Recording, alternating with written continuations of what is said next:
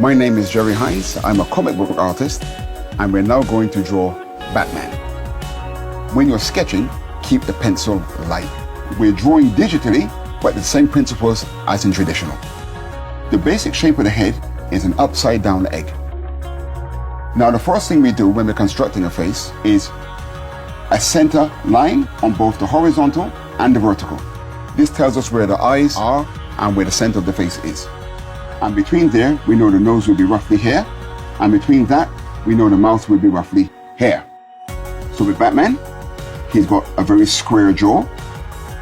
We now take up the sides of the head, and he's got those very, very important ears. And these do vary in length. It just depends on your own personal taste. And Batman never smiles. So we give him quite a stoic face. Now we zoom in a bit. Now we're just going to put a little bit of shading, okay?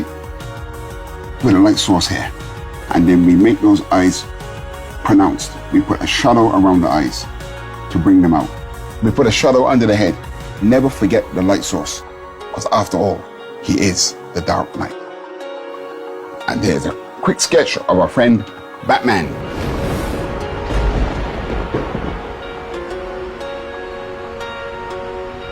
Superfans, keep on watching, keep on drawing, keep on keeping.